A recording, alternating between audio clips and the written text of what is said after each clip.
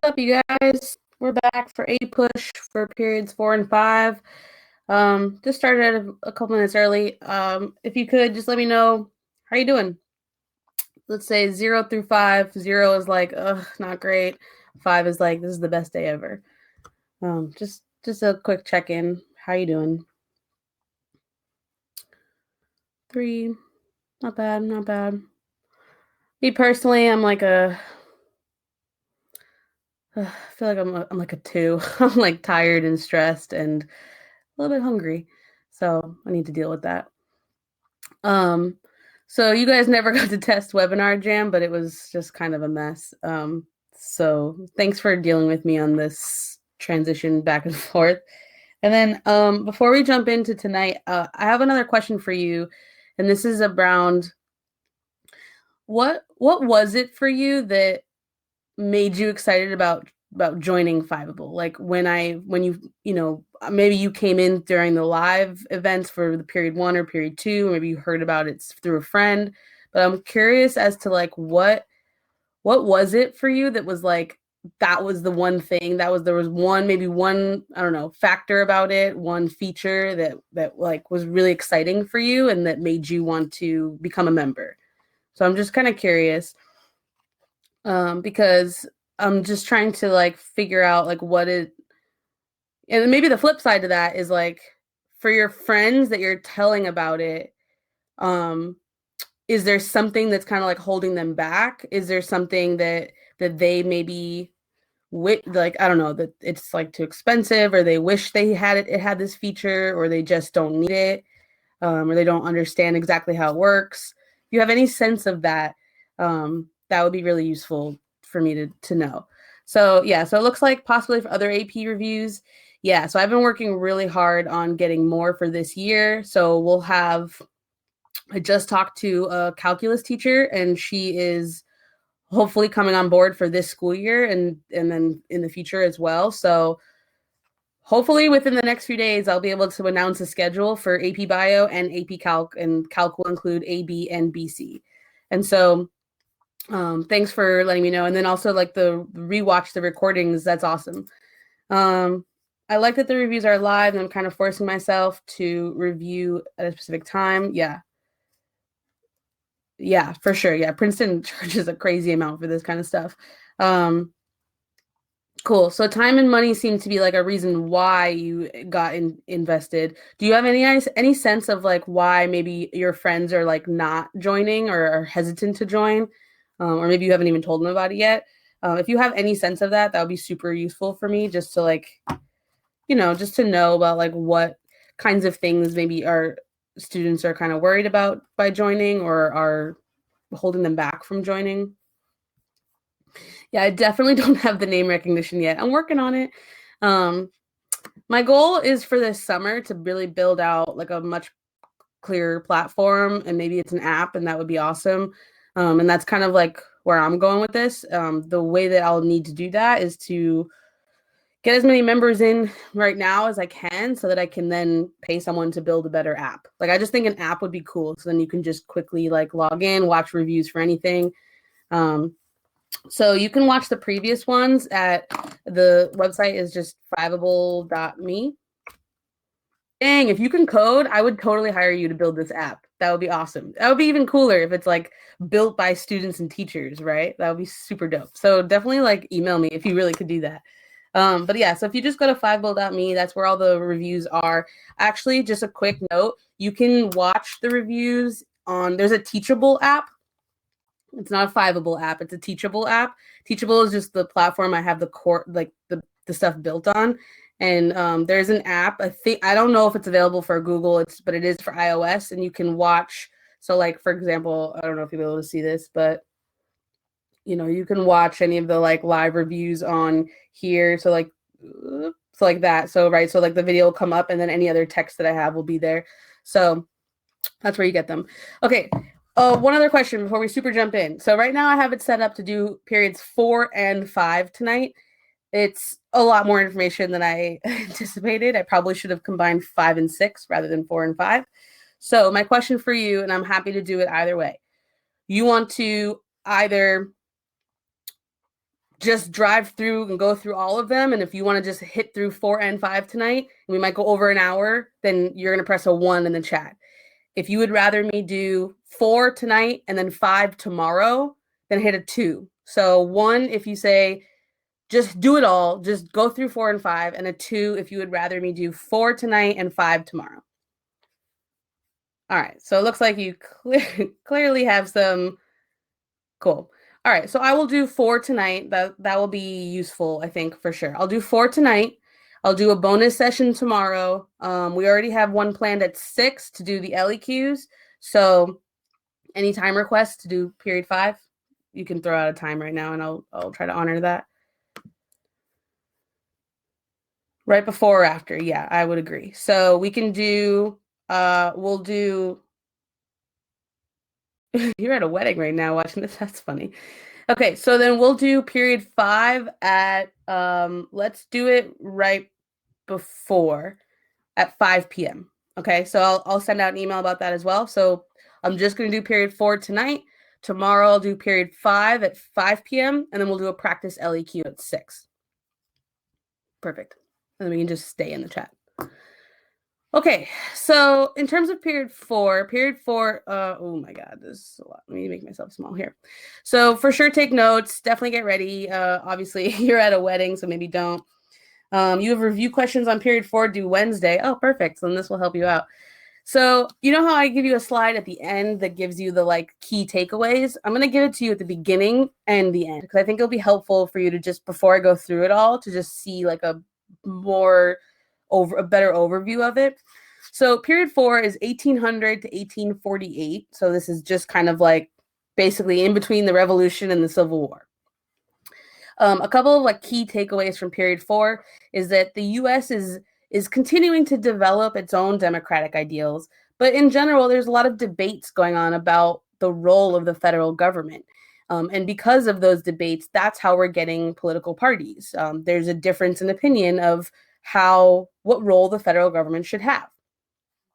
There's also a shift in this time period in terms of what powers the Supreme Court has. And that kind of starts with Marbury versus Madison, which is the judicial review. And so it's essentially the Supreme Court like establishes the idea that the federal laws are always going to overtake or be stronger than state laws. Third is just that America's developing an American culture, and that different like religious and social reform movements are happening. So we're starting to see a movement towards temperance, towards abolition, and towards suffrage. And those are kind of coming out of this of like religious revival in this time period. There is also a pretty intense economic and technological revolution. This is industrialization that's happening. In this time period, it happens in America after it happens in Western Europe, and so this is when industrialization is happening in the U.S. Jasper, yeah, Second Great Awakening is exactly right. Number 4 is westward expansion. So obviously moving away from just the eastern, seaboard, and then we're just kind of moving more and more west, and really increasing the role in foreign trade to do that. It's just allowing us to have more. We have to have more of a say in what's going on because the country is getting bigger, and then finally all the different new states that will be added. There's just obviously this time period is right before the Civil War. So what we're seeing in this time is more and more and more tension around slavery. So this is just kind of an overview of what I'm going to be talking about in this time period. And I'll show you this slide again at the end. Okay, so no need to like write down every single word. So, all right, so key concept 4.1 is about just like building out a modern democracy. At this point, we have a constitution, we have a country, revolution is over. And so, but what is it going to look like? What is democracy in America going to look like? How will that be different to Europe? How will that be similar to Europe? Well, just in general, early 19th century democracy. And so there is an expansion of suffrage to all white adult males. And because of that, there's going to be a growth of political parties because they're opening up, the more people can vote, the more they have a sense of their political party, of where they stand on different issues. And so there are, you had the Federalists and the Anti-Federalists, we kind of talked about before. And in this time period, we also are going to start to see the Democrats and the Whigs, or Democrat Republicans, sometimes it's referred to as. But we have, Jackson versus Clay. And so, here's these two old dead white guys, just more of them to know. So you got Jackson on the left and Henry Clay on the right. And they are just differing in how they think that the federal government should work and what kind of powers the federal government should have. And then next is the powers of the Supreme Court. There was established as to have three branches so that they could check each other, but it was unclear at first exactly what the Supreme Court's powers would look like.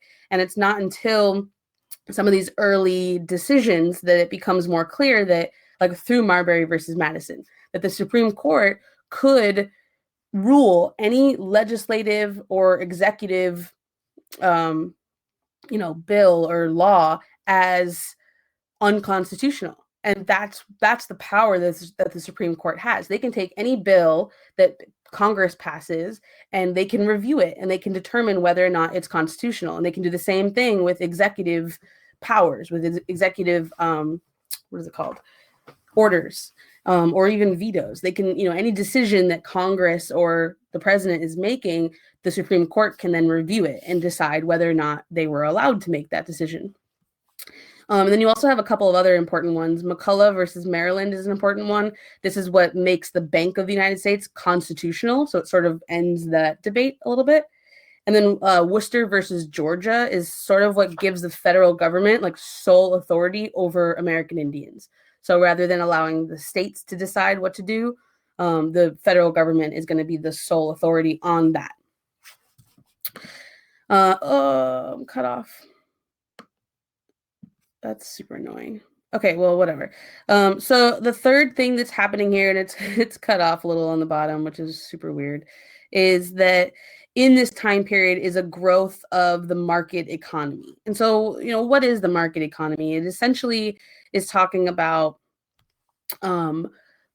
it's a factor of industrialization, right? Where you're producing goods and you're selling those goods. So you're moving away from like sustenance agriculture and more towards, you're farming in order to sell the extra surplus that you have, or you're producing goods in order to sell those goods.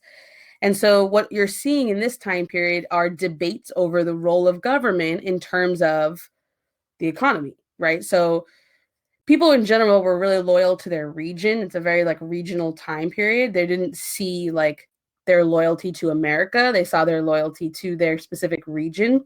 And so some of the crises that we have here is like the Nullification Crisis of 32, 33. Sorry, I don't know if it's cut off for you guys too, but it's cut off for me. And basically South Carolina is just kind of like, they don't want this tariff that has passed, and they essentially want, as the state, they feel like they have the right to say, nope, we're just not going to do that.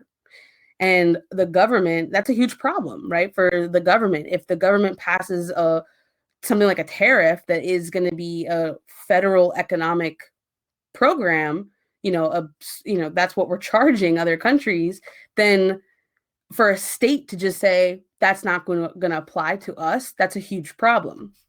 So they have to really like, this is the issue, right? Where it's like federal rights versus states' rights. And this is obviously coming out through all different, versions of this debate.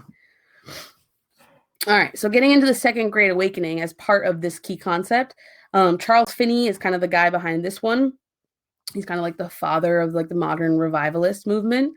And essentially the Second Great Awakening is really stressing the importance of achieving perfection, of being this like ideal of what, the book is saying to do. And really what's happening is that this is going to inspire a lot of reform movements such as abolition, women's suffrage, and temperance. There's like three big movements that really characterize a lot of the social structures of the 19th and then into the 20th century, but especially the 19th century with those three things. And then, we see consequences of them, both positive and negative, in the 20th century.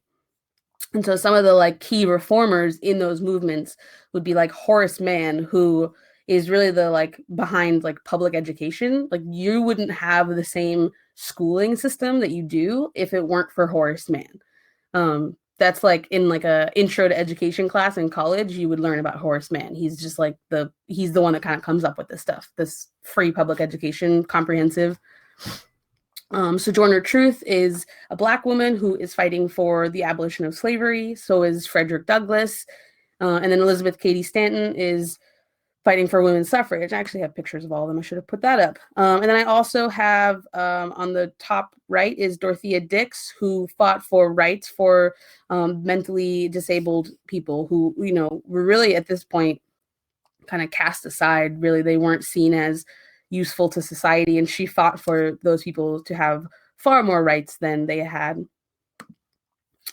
And so a lot of the like liberal movements that we're seeing start to form in this time period are also like being influenced by, the like romantic ideas coming out of Europe. Like transcendentalism is just like an idea of like what society should look like and being like one with everything. And so those are all kind of intertwined. Anytime there's a liberal movement, there's going to be a spike on the other side too. And so at this point, there are anti-reform movements, nativists. These are people who are anti-immigration. Xenophobic would be anti, foreigners in general. And then like people who are pro-slavery. So these three groups are going to get loud as long as the other side is getting loud too, right? So that's something that we are always going to see throughout all of history. I mean, you can even talk about that now, right? Like talk about how like we clearly have increased nativist ideas, increased xenophobic ideas, and we're getting loud on both sides. So, all right. So again, guys, if you have any questions, just slow me down, pop them in the chat. So moving into key concept 4.2, this is all about innovations. This is industrialization. This is when industrialization happens in America. So, England was already industrialized there first, but then it like quickly spirals out to the rest of the world. Industrialization is a global movement. And so at this point, there were, what's his name? I can't remember his name. It's like Samuel something, that he's the one that like kind of went to Europe, saw a factory, drew out Samuel Slater. Thank you. Drew out, here's what the factory looks like, brings that back to the US and does that. And that kind of kickstarts industrialization in the US. So all kinds of stuff. They have new machines, the spinning jenny, steam engines. They're totally shifting how much can be produced. Mass production in general, interchangeable parts. It means that you can like produce a lot of different of like the same pieces and it doesn't matter which one goes where. It's just kind of like making things more automated, almost more. It's kind of like a precursor to the assembly line. And then you've got the Lowell System, which just meant like a place for the like farmers' daughters to go and work. And so this is where you start to see the women didn't have to just work in the home. They could go out and work. And that was not really seen before. There's huge improvements in transportation with canals like the Erie Canal and railroads. It's not until a little bit after this that we finished the Transcontinental Railroad, but railroads in general are really improving all over the place. So it's making it a lot easier to get from, point A to point B, a lot faster, a lot safer. Communication with the telegraph, being able to communicate along further distances is a really important factor in terms of like westward expansion, right? As long as you can communicate back easier with your family or whoever, just with society, you're more likely to go out there, right? Agricultural techniques as well, like John Deere. And so all these innovations are huge, and they're going to increase the amount of food that we can produce and the ways that we can interact with each other, the ways that we can travel, how much exports we have. And so because of all of this, you see population increase, right? Industrialization is kind of always going to increase the population. So this is a picture of like the Lowell system, just women, girls, young girls working in factories. And this was kind of a chance to work outside of the farm. You didn't have to work on the farm anymore necessarily because plenty was being produced. So you could then work someplace else and make a little bit of money and, overall positive. I don't know. I don't think the working conditions were probably super great, but not the worst. So basically, we have all those technological innovations, and it's just going to allow us to really like extend out our markets further, to be more efficient, right? Like you don't really think of like the US is not necessarily super involved in a global market until they have all these products to be trading. And so industrialization is a big part of that.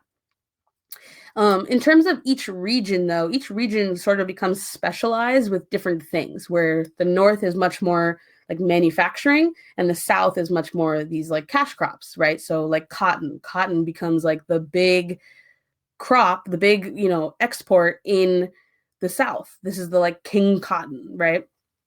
And so the cotton itself is then used in the North to make textiles and stuff. Like there's more of like factories in the North that are producing the goods, but the raw material is kind of coming from the South.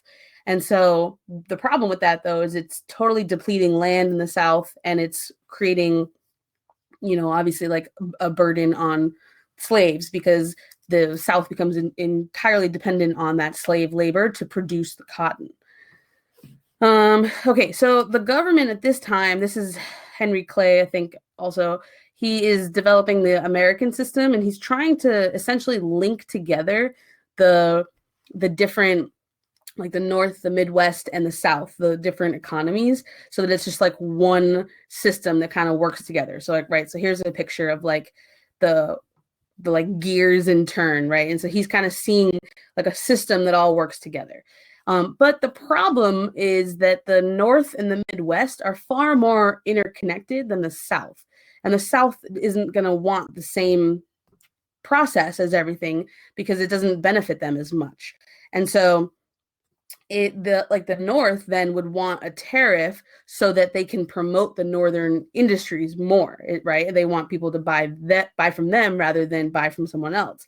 But the South doesn't want that tariff because they're not, they're importing stuff anyways, or like for like, well, not slaves at this point, but it's not going to benefit them as it will the North. So there's a huge difference in what they actually want, which really affects how they're able to work together. And the last point I had was just there's free and there's forced labor. So, in the factories, you're going to see paid labor, and in some cases forced labor, but then obviously there's slavery going on as well. So there's both. There's all these systems of labor that are happening. Okay. All right. So some of the impacts of the market revolution. First, there's a pull that's happening for immigrants, right? Like there's opportunity. So the market revolution is creating the opportunity and is pulling people coming from Europe, specifically the Irish that are going to the cities in New England, and the Germans who go to the Midwest as farmers. There's also push factors that are really pushing those two out of Europe. But the pull factor is important because, like, you're leaving Ireland because of a potato famine. Where do you go? Then you got to make a choice, and like if in this case there are opportunities in the Northeast, and so they're moving to the Northeast for that. And then the South is obviously becoming entirely reliant on cotton. Cotton becomes the thing. And so without it, that's how they're going to crumble. And so every decision they're going to make is going to be around the cotton industry. And then third are these like social effects that are important of the market revolution. You've got the increased gap between the rich and the poor. Some people are going to make out really well because they're starting factories, they're investing in these different things, these different exports and commodities, and other people are going to get even poorer because they don't have the same skills, or they're not going to be paid as well. And we start to see a middle class. This is the first time we're going to see a middle class in the United States. And then, of course, some changing gender roles where women don't have to be working in the home. They could work elsewhere, work in a factory, which just like wasn't really seen before. Did the market revolution directly lead to King Cotton? So I believe, I mean, cotton was important before the market revolution, but I think it like solidifies the like how important cotton was to the South. Like this is the driving factor. And so, yeah. Okay, so key concept 4.3 is about America's um role in the world. And really it's like, you know, at the beginning of this time period, the Louisiana Purchase happens, right? So Jefferson purchases all of that land from France during the Napoleonic Wars because they've got this they're dealing with war. Napoleon's kind of like, whatever, we're done with that. We got to focus in on Haiti. Like they're too worried about Haiti and the revolt that's happening there. So they sell off all the land. The U.S. gets the Louisiana Purchase, and because of that, this is going to bring them more into conversations about foreign policy. It's like for Washington, the United States was pretty small, like it's not that much land. And so staying out of foreign affairs is easier when you're not that big. But as you get bigger, you're dealing more and more with foreign policy because you're one, just straight up encroaching on people's lands, right? Like there's foreign policy between the US and Native American tribes. There's foreign policy between the US and the Spanish and Mexico, or the French, like it's just, there's more connections that are happening. And so more participation in foreign policy looks like, there are several examples. You have like the negotiating of the Oregon border. You've got the annexation of Texas, where that's going to then lead to the Mexican-American War and will then fuel tensions over slavery. And then this is a little bit out of like chronological order, but then of course like the Monroe Doctrine, which is such an important piece of American foreign policy throughout history. It really kind of draws a line and says, okay, Europe, you stay out of our business, our affairs, and we'll stay out of yours, right? Like we'll deal with the Americas. When we have to get involved in South America, in Central America, we will do it. You will not do it. And he's kind of drawing that line, and it's putting the U.S. in control of Central and South America, essentially. And it's setting a tone for the U.S. to stay out of European affairs, which of course will last until World War I. And then obviously that has to get kind of thrown out from there. But here's a political cartoon that you could see. And this was kind of a good political cartoon to look at because even though these guys are not labeled, you should know which countries they all come from, right? Just based on what they're wearing, because you'll see stuff like this and you can figure out how you want to analyze it. So, obviously you have got Uncle Sam, who would be America, drawing the Monroe. Here's the line, don't cross this line.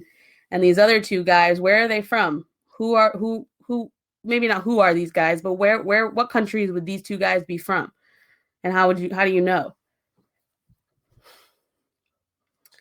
Yeah, let me give you a second. So if you know, like the big dude, the big old dude is from Britain. And you can tell he's from Britain because of what he's wearing, right? And then the other guy, your guys are right, is Germany. And you can tell he's from Germany because of his hat. His hat is doing that. There's even like animals that I'm pretty sure it's Britain and Germany. The hat guy, with the spiky one, that's definitely Germany, because that's like a what is it called? Oh, maybe it's France. I really think that hat is the German hat. I don't know. That's what I think. But there's also sometimes you see political cartoons with the animals. like I forget exactly which animal is which country, but there is a certain animal for each country. And sometimes you'll see them in the political cartoons, and like I think it's a bear always means like Germany. I don't remember which one is England or which one is the US. The US might be like an eagle or something. Bear is Russia. Thank you. I forget which ones are which, but I guess I should probably know them, and then I can tell you more about them. The US is eagle. Thank you.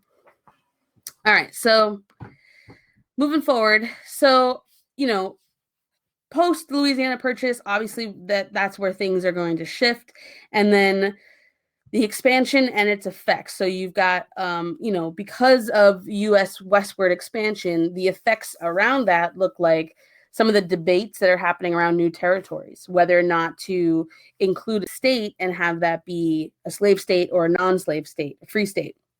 And that will really drive up the tensions, right? Because it like lays out the problem. Like here's an issue, we have to solve it. Like we can debate about slavery, but like what do we do about this actual state?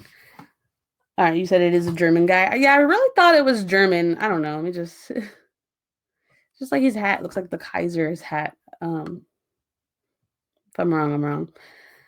Anyways, so another expansion effect is resistance to the federal government. So like you see with the Nullification Crisis, like the further, the further the US grows, the more power the federal government has. So some states are going to push back on that power when they don't agree with what the federal government is, laying out.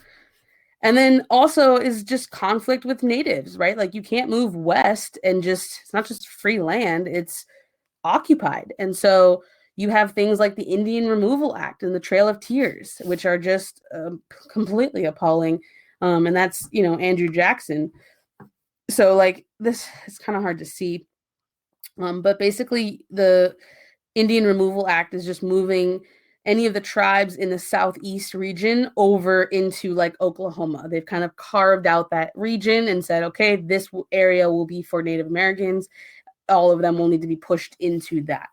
And so each of the lines just kind of shows you, and this is very similar, like, do we need to know how the natives reacted to this? Well, I mean, how would they react? Like, they're not going to be stoked about it. They're pretty upset. Like they're being moved out of where they live. One, two, it's completely appalling, like conditions. So a lot of them will die just on this trek alone.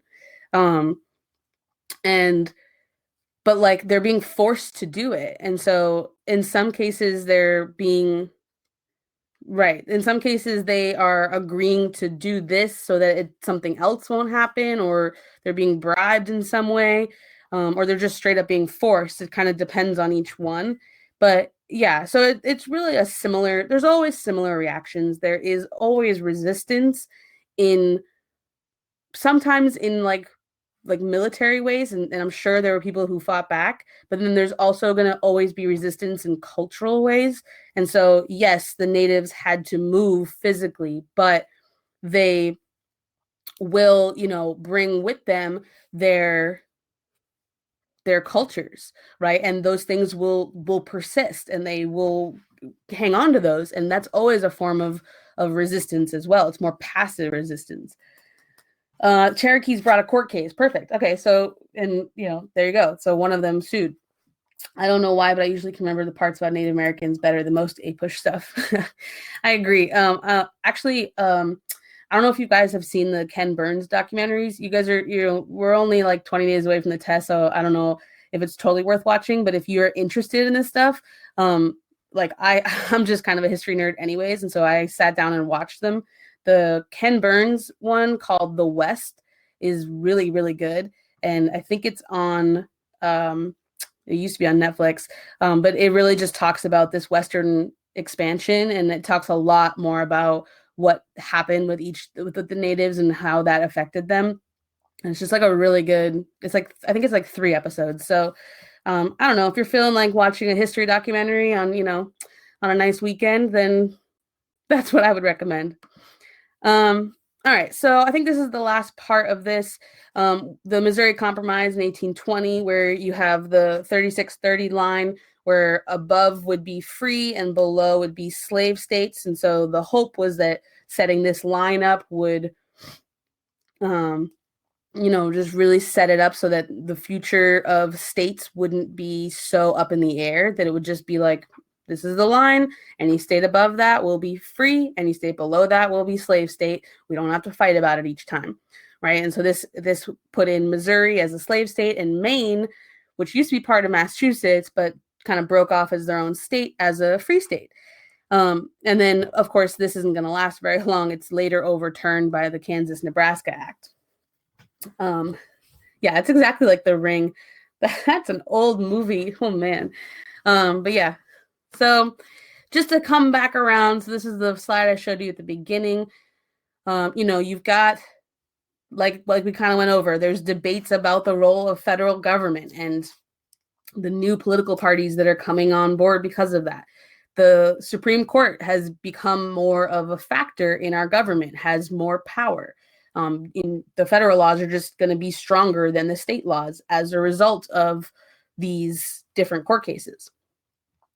And then you also had the Second Great Awakening, and that led to religious and social reform groups that are coming about. Temperance, abolition, suffrage. These are all rooted in like religious movements, and then kind of stem out from there and become, each becomes their own thing, but are very much similar, right? There are people who were fighting for temperance who were also fighting for abolition, and maybe also fighting for suffrage. It wasn't just like siloed. And then obviously you have the American, industrialization process with the market revolution. You've got factories, you've got railroads, you've got canals, you have the new products that are producing more stuff. And then the other last piece of this is just westward expansion and what that means for U.S. foreign policy, and then also for slave versus free states. And so all of these things together are really mounting up tensions to lead into the next time period, into period 5, which will be the Civil War.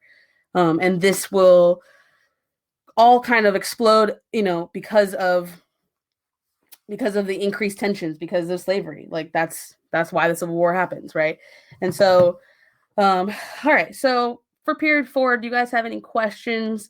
And then that'll be it, and we'll just come back tomorrow. I'll send out an email about a bonus 5 p.m. tomorrow for period 5, and we'll cover the Civil War. Any questions? Yeah, no problem. I'm chilling. I can vamp for a few seconds while you think of questions.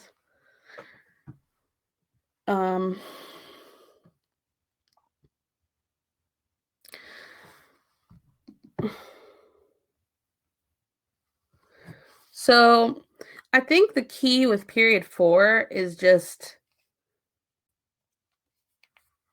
like mostly having a sense of these like larger themes, so that you just can like apply them to later things, right? The regulator movement, it looks like, I didn't know, so I just looked it up. It was an uprising in the British North America. It's something before the American Revolution, so it's not in this time period. It's just citizens taking up arms. No worries. How did they choose 1800 to 1848 as the time period? That's a good question. So, I mean, in general, all the time periods, the lines have been drawn because of periodization, right? Like how do we divide up history? You got to draw a line based on maybe something that just happened, something that was about to happen, where it's just like a new era, right? 1800 is the peaceful revolution. Perfect. So then why 1848? I think 1848, because this is hard, because this is where my like world history comes into play. There's a lot going on in Europe in 1848. And maybe it connects more to America with some of the revolutions happening there. Seneca Falls, Gold Rush. French Revolution is much earlier. But in there's like a second French Revolution in 1848, and in Germany, and there's a couple of other ones, Belgium. But I feel like 1848, yeah, it is kind of just like a turning point. Like right after it, you're gonna see some things change. But even then, with APUSH, it's not as clear because the period 5 starts in 1844. So why did they decide to put 4 of those years in period 4 and then again in period 5? Yeah, I don't know why it's like that. And then the period 6 even like goes back, and then it's like 1865. I don't know. It's weird.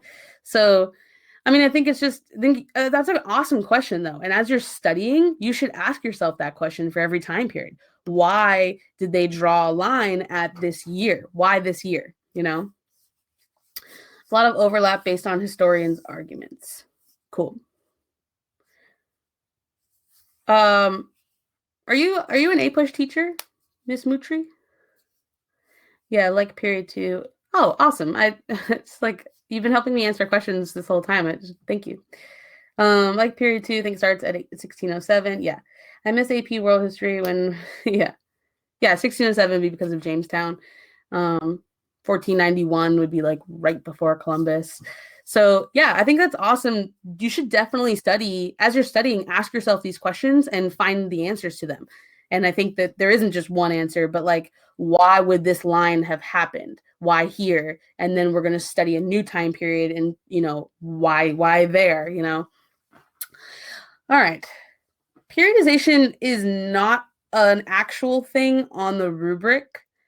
It is a thing. It's a thing, but it's not something. You're not going to see a periodization question anymore. It's only going to be comparison, CCOT, or causation. Should we know about the Andrew Jackson presidency? Yes. One of the major things is the Indian Removal Act. Another one is the Trail of Tears, is the Nullification Crisis, I believe is during his presidency. Bank of the U.S. Yeah, so any of those things would be really useful for you to just like highlights. That's, I think, how another way that you could study is go through the presidents and just know like the highlights of the presidency. Okay, all right. So yeah, laissez-faire. I'm not sure how connected. Yeah, laissez-faire would be more like just in general free market. So that wouldn't necessarily be specifically tied to Andrew Jackson. Okay, so I'll be back tomorrow at 5 and we'll do period 5. And then at 6, we'll do a practice LEQ for these 2 periods. We'll do some practice questions for periods 4 and 5. All right. Until then, please feel free to email me any questions if you need to. And I'll be around. All right. So just before I log out, if today was useful for you, can you drop a 1 in the chat? If you wish that I had done something differently, then you can let me know. Sweet, sweet, sweet, sweet, sweet. 1. Sweet. 5 for period 5 on Fievel. Yep. Ask us more questions. Okay, I can do that.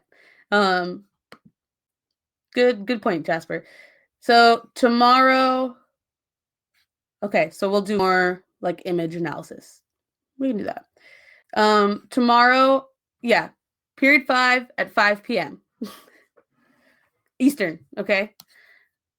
All right, I'll send an email and remind you. But until then, have a good night and see you tomorrow.